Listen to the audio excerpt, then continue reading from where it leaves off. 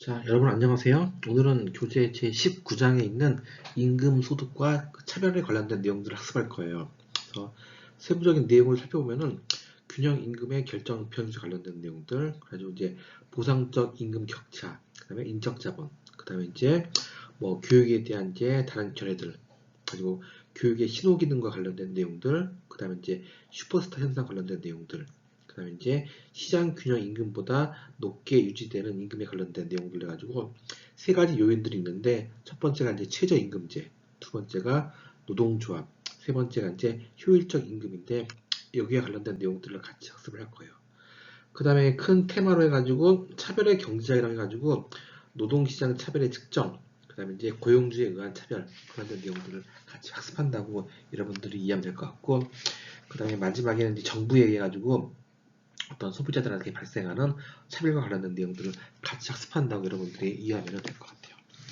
그래서 교재 내용을 좀 보게 되면은 앞에 이런 내용들이 있어요. 오늘날 미국에서 의사들은 대체로 1년에 약 20만 달러, 그 다음에 경찰관들은 약 5만 달러, 그 다음에 농업 근로자들은 약 2만 달러를 번다고 나와 있어요.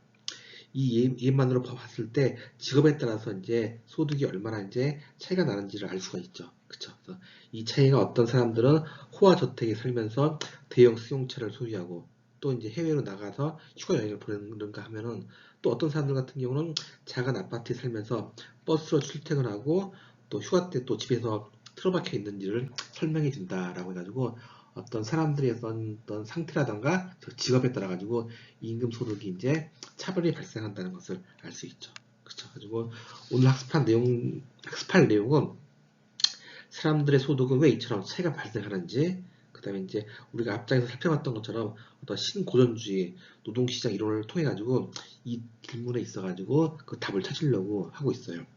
그래서 이 이론에 따르면은 임금은 노동의 어떤 수요와 공급에 일치하는 수준에서 결정이 되고, 노동에 대한 수요는 노동의 한계 생산 가치에 따라서 결정된다고 우리가 정시에 배웠었잖아요. 그래서 노동시장의 균형 상태에서 노동은 한계 생산물의 가치에 해당하는 만큼 보수를 받는다는 것을 이제 우리가 알 수가 있는 거죠.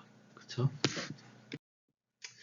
그 다음에 이제 이런 균형 임금의 결정 변수에는 보상적 임금 격차, 뭐 인적 자원, 능력, 노력, 운수, 뭐 교육의 신호 기능, 슈퍼스타 현상 이런 식으로 이제 차이가 나는 것들을 알 수 있어요.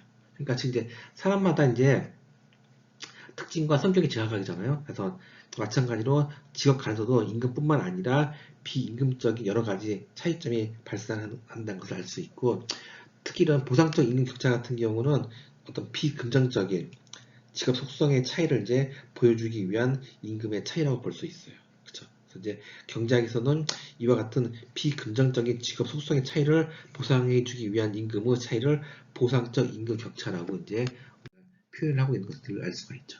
그쵸? 그래서 이제 좋은 직업에 대한 노동 공급이 나쁜 직업에 비해서 높다. 그랬죠? 좋은 직업의 균형 임금 수준이 낮다라는 것을 이제 우리가 알 수 있는 거죠. 그쵸? 이런 것들이 생각나는데, 대부분의 여기에 대한 이해 같은 경우를 보게 되면 광부들의 임금은 교육 수준이 비슷한 다른 근로자들에 비해 높아요. 이것은 이제 그들이 어때? 이제 직업이 고되죠. 그죠? 그리고 위험한 데다가 거기다 이제 보상을 주는 거죠. 그래서 광부들은 장기적인 건강 문제에 대한 이제 보상이기도 하는 거잖아요. 그쵸? 그래서 이런 것들이 이제 하다 보면 이제 여기 있는 사람들 같은 경우는 막 이렇게 그죠? 질병 같은 거를 폐암이라던가 해가지고 뭐 일찍 사망하는 경우가 많잖아요. 그러니까 여기에 대한 보상적인 것들을 해준다는 것을 알 수가 있어요. 또 낮에 일하는 근로자들보다는 밤에 일하는 근로자들의 임금이 더 받죠. 이것은 이제 밤에 일하고 낮에 잠을 자야 하는 이제 불편한 생활에 대한 보상을 해준 거죠. 이게 보상적 임금 격차예요. 그다음에 교수들은 비슷한 교육 수준에도 불구하고 변호사라던가 의사들에 비해 가지고 낮은 임금을 받아요. 이것은 이제 교수라는 직업이 주는 어떤 지적이라던가 개인적 만족이 임금에 이제 반영되었기 때문이라고 이제 사람들이 인식하기 때문에 교수 연봉이 의사라던가 변호사들보다 더 낮은 것을 알 수가 있는 거죠. 다음은 이제 인적 자본이에요. 인적 자본은 교육이라던가 어떤 직업 훈련과 같은 사람에 대한 투자의 축적이에요. 그래서 인적 자본을 많이 축적한 사람의 소득이 그렇지 못한 사람보다 높은 거죠. 그쵸? 그래서 교육 수준에 따른 이제 임금 격차는 교육을 받는 비용에 대한 보상이다라고 이제 표현을 하고 있죠.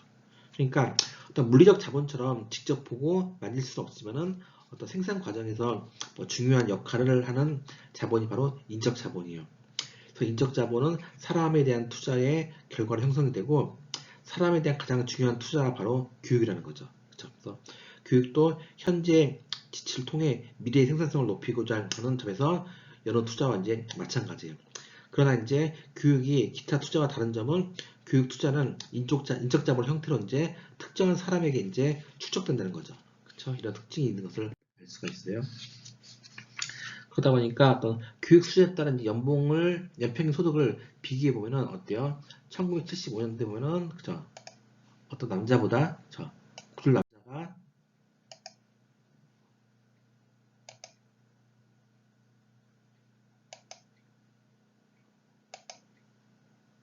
그죠? 하게 되면은 교육에 따른 내용들을 살펴보게 되면은 임금을 보더라도 보면은 저기 그 임금이 있어가지고 고졸이 봤을 때 고졸보다는 대졸 이상이 학력이 높을수록 어때요? 임금이 더 많아요. 그쵸? 이런 것들 같은 경우는 이런 격차 같은 경우가 그쵸? 발생을 하고 그러니까 또 대졸하고 고졸에 있어가지고 임금 격차가 발생하죠.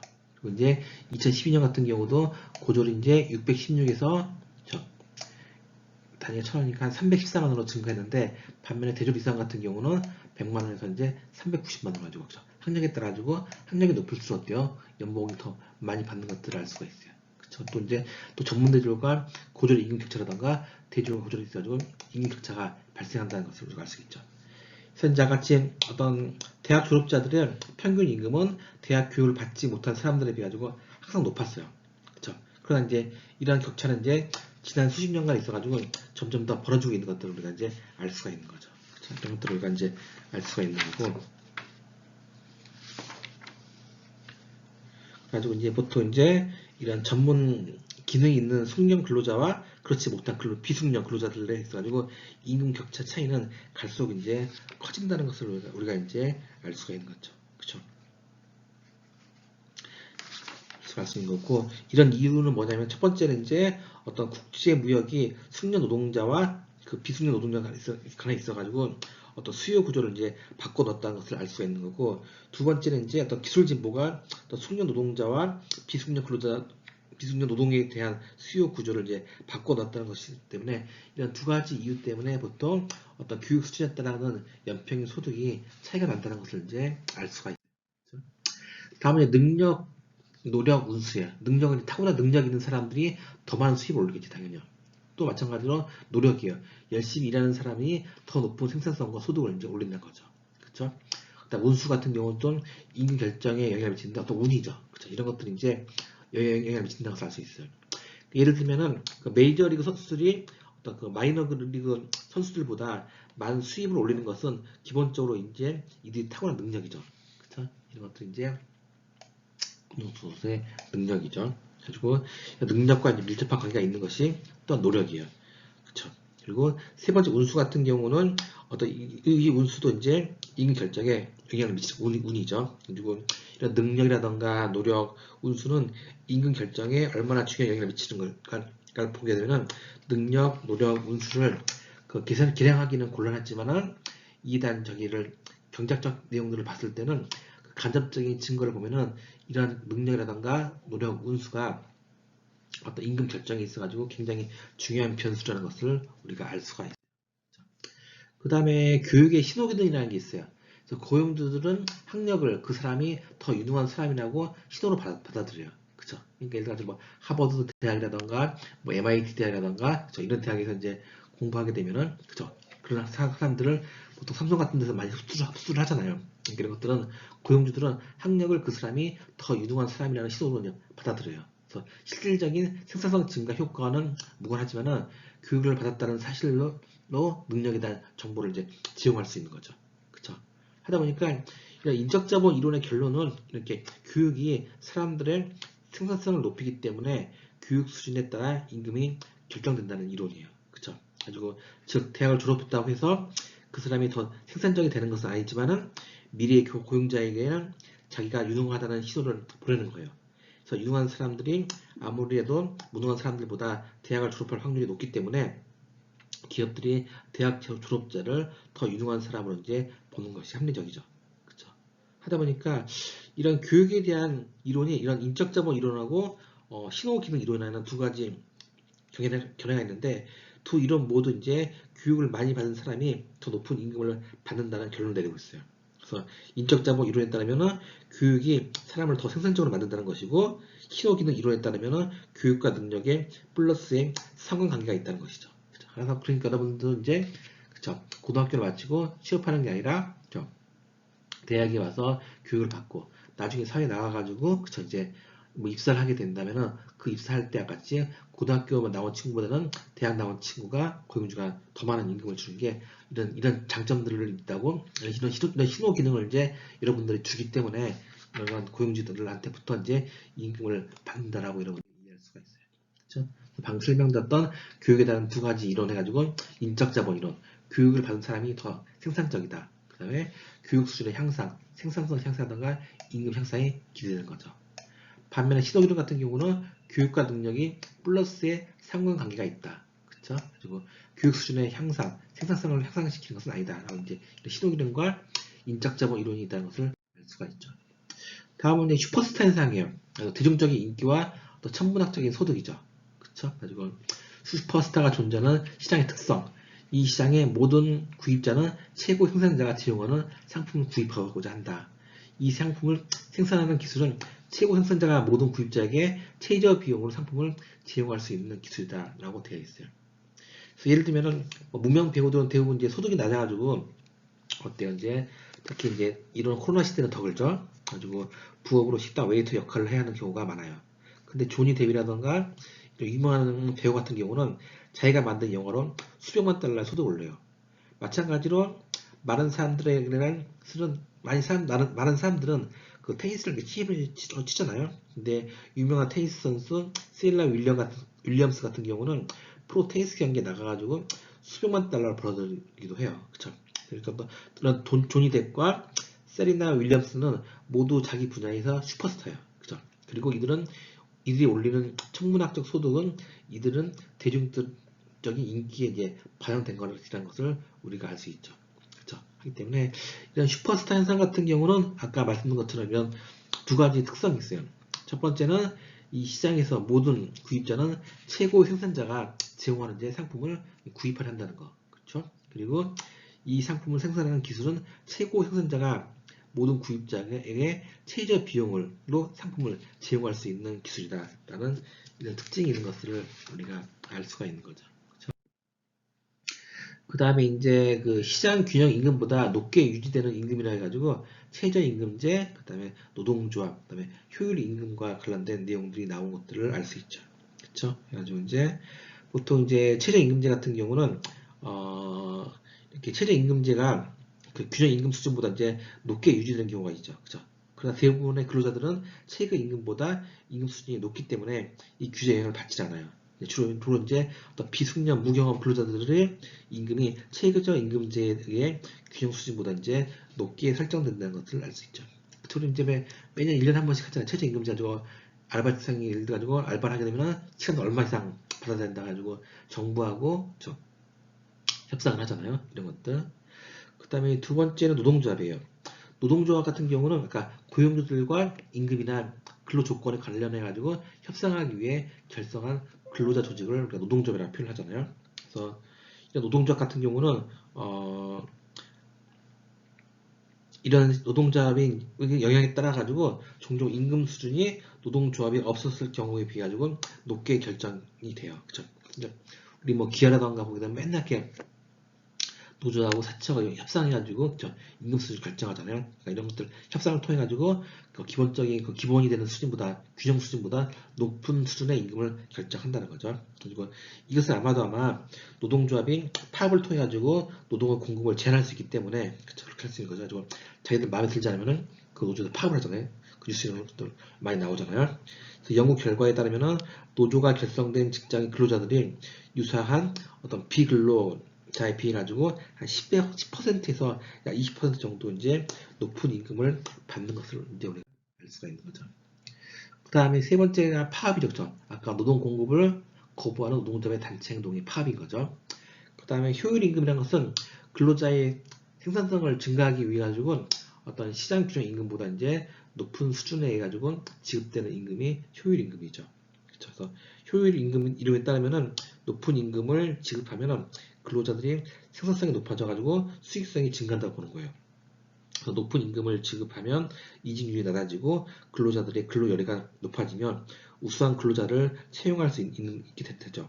이 이론이 옳다면 어떤 기업들은 시장 임금보다 더 높은 임금을 지급하고자 할 것이다. 그렇겠죠?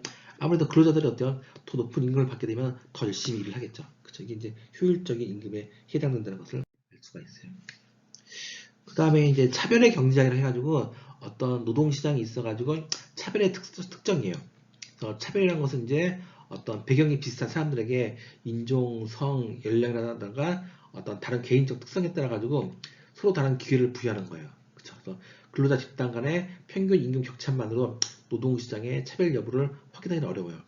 그래서 차별이 전혀 없는 시장이라도 임금 격차가 있기 마련이고 또 인적 자본의 차이라든가 어떤 보상적 임금 차이에 의해 가지고 발생하는 것을 우리가 알 수 있죠. 차별을 다시 한번 말씀드리면은 임금 격차가 발생하는 또 다른 이유가 차별 때문이에요. 그래서 차별은 배경이 비슷한 사람들에게 인종, 성, 연령이나 다른 개인적 특성에 따라 서로 다른 기회를 부여하는 것을 말하는 것을 알 수 있어요. 그렇죠?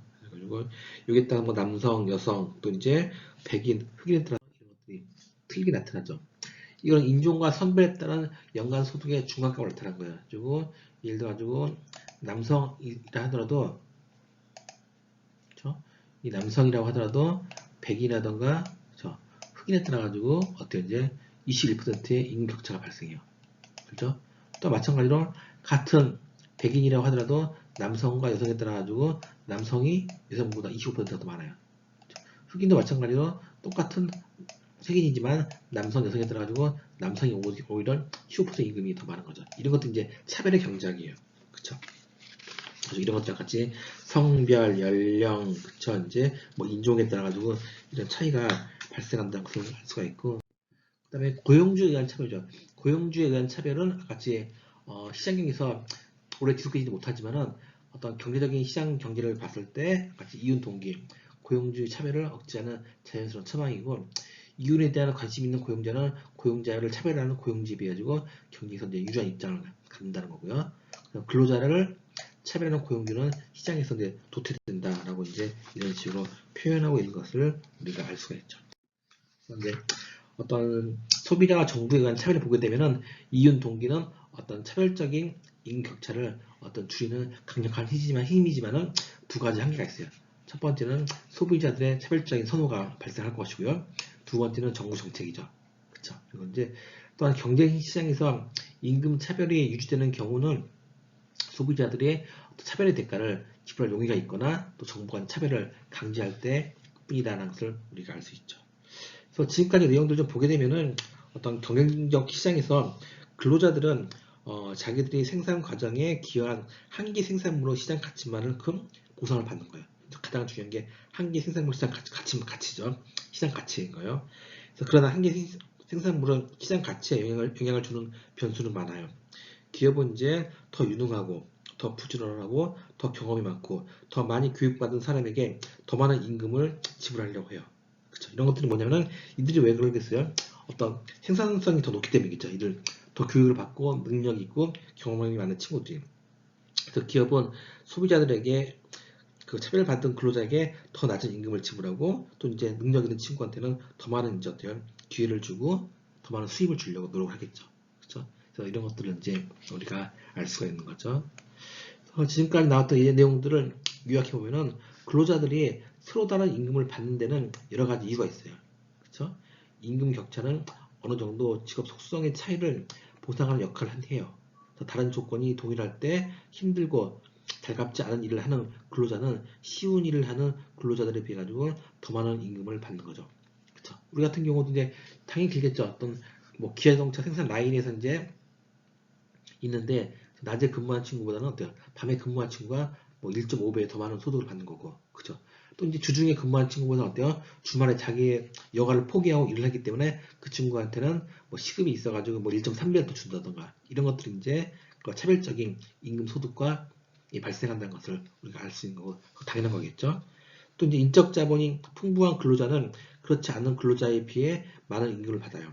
축적된 인적 자본에 대한 수익률이 높으면 지난 10년간 이런 것들이 계속 증가해 왔다는 것을 알 수 있어요. 그러니까 당연히 어때요? 이제 고등학교 나온 친구보다는 대학 나온 친구가 연봉이 더 많고 대학 나온 친구보다 어떤지 또 대학원 졸업한 친구들, 석사, 박사를 졸업한 친구들이 연봉이 더 많이 받는 거겠죠. 또 임금은 교육 정도나 경험, 직업, 속성에 따라 차이가 나지만 실제로 측정할 수 없는 여러 가지 이제 다른 변수들도 영향을 끼친다는 것을 알 수 있어요. 그렇죠? 가지고 이러한 변수 예로는 타고난 능력이라던가 노력, 운수 등이 이제 운 등이 해당된다는 것을 알 수 있고 어떤 경제학자들은 교육을 받은 근로자가 높은 임금을 받는 것은 그들이 실제 생산성이 높기 때문이 아니라 그들이 교육을 하나를 신호처럼 사용하여 자신의 능력을 고용주에게 과시하기 때문이라고 해요. 그렇죠? 또 이제 이러한 교육의 신호 기능 이론이 유효하다면 전체 근로자의 교육 성과는 높아진다고 해서 전체 임금 수준까지 높아지는 것은 아니라는 것을 알 수 있어요. 그다음 또 경우에 따라서 노동에 대한 수요와 공급이 일치하는 수준의 임금보다 높은 임금이 지급되기도 해요. 그 세 가지 이유는 최저임금제라던가 노동조합이라던가 효율적 임금이다라는 것을 알 수 있어요. 그렇죠?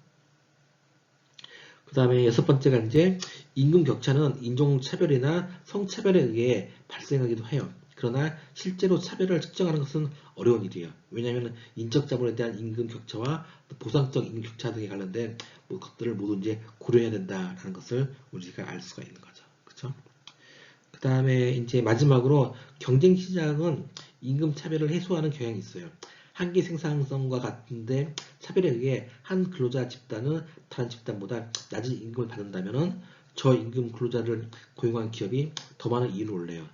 따라서 이윤 극대화 행동에 의한 차별적 임금 격차가 줄어들고 소비자가 차별 행위를 하는 기업이 높은 상품 가격을 받아들일 용의가 있거나 정부가 차별적 임금을 지급하도록 강제하는 경우에는 경쟁 시장에서도 임금 격차가 이제 지속될 수 있다라는 것을 이제 우리가 알 수 있는 거죠. 그렇죠? 우리는 그렇게 이번 장에서는 그렇게 크다기 어려운 내용도 없고 여러분들이 이런 내용들이 있구나라는 것들을 이제 당연히 이해될 수 있는 내용들이니까 여러분들이 여기에 관련돼 가지고 학습했다고 이해하시면 될 것 같고 그다음에 다음 시간에는 우리가 이제 그 소득 불평등과 빈곤에 관련된 내용들을 학습을 할 거예요. 가지고 소득 불평등의 이제 정의라던가 미국의 소득 불평등, 그다음에 이제 이런 소득 불평등과 국제적인 비교를 할 거고 어떤 나라는 잘 살고 어떤 나라는 이제 빈곤이 심한지, 그다음에 빈곤율, 그다음에 불평등 정도 측정에 있어가지고 문제점들이라던가 또한 이제 계층 간의 이동과 관련된 내용들을 같이 학습한다고 이해하시면 돼요. 그 다음에 소득 재분배의 정치 철학 가지고 공리주의, 점진적 자유주의, 급진적 자유주의 그런 내용들을 학습을 할 거고요. 그 다음에 빈곤 완화 정책, 최저임금제, 빈곤층 소득 보조, 그 다음에 마이너스 소득제, 현물 보조, 빈곤 대책과 근로유인 관련된 내용들을 학습할 거예요. 그러니까 이런 빈곤 같은 경우가 발생하게 되면은 또 이 사람들을 또 지원하기 위한 어떤 정책들이 있겠죠. 이런 것들 관련해가지고 어떤 식으로 이제 정책적으로 지원을 해주는지 관련된 내용들은 그 다음 시간에 여러분들께 자세하게 같이 학습한다고 이해하시면 될 것 같아요. 자, 오늘은 이제 임금소득과 차별에 관련된 내용들을 학습했는데, 자, 오늘은 수업은 여기까지 진행할게요. 자, 고생하셨습니다.